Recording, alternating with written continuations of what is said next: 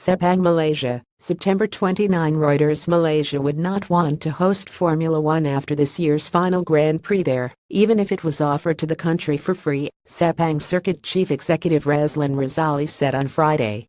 Local organizers have cited declining ticket sales, viewership, and tourist numbers for their decision to pull the plug a year early on a race that first appeared on the calendar in 1999. Razali has also complained in the past about the cost, which he said made the government-backed event financially unviable. In April, he accused former commercial supremo Bernie Ecclestone of making promoters look like idiots with comments about how Formula One had charged high hosting fees without delivering what was paid for.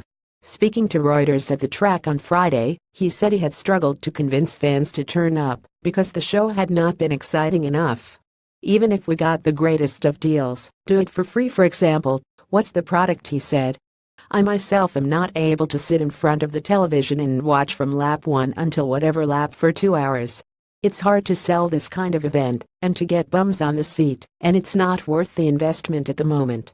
Slow sales, the promoter said. Attendances and television audiences had been on the decline since 2014, the year the quieter 1.6-liter turbo-hybrid engines were introduced. Only 46,944 spectators turned up for the race last year, a slight improvement on 2015, but well off the 88,450 who came to watch in 2013. Grandstand tickets for the race, which comes 2 weeks after neighboring Singapore's floodlit spectacular, are still on sale despite being at an 82% discount. Razali expected about 80,000 spectators. Tickets for next month's motor race, which the track will continue to host, are already sold out. Razali said the sport's recent change of ownership and management, with Liberty Media buying Formula One and replacing Ecclestone with Chase Carey, was not enough. I turn it back to the media. What changes have you seen that makes it any more exciting than in the Bernie days, in terms of the sport, in terms of racing? What have they done, he asked. Fans' engagement, yes. What they have done off-track, it's great, but what triggers for someone to buy tickets to come to the circuit? It's the product, the sport, not because of the activation they have done. Razali declined to say whether Liberty had offered to cut the race hosting fees, but suggested the US-owned rights holders had not pushed for a deal. They did not work hard enough for us to change our minds, he stated. There was no immediate official comment from Formula One management. The track action this season has changed, however, with champions Mercedes facing their biggest external challenge in years, and fans enjoying the spectacle of faster cars on fatter tires.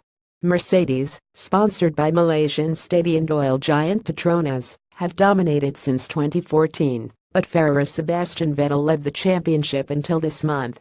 With 6 races remaining, Britain's Lewis Hamilton is 28 points clear from Mercedes, but failed to finish in Malaysia last season.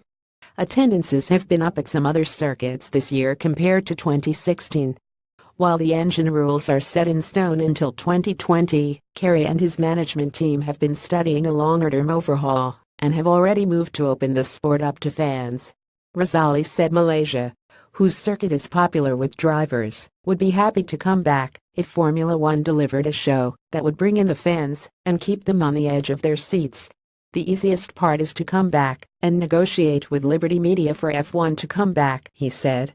The hard part still is whether the sport has changed for the better. Editing by Alan Baldwin and Toby Davis.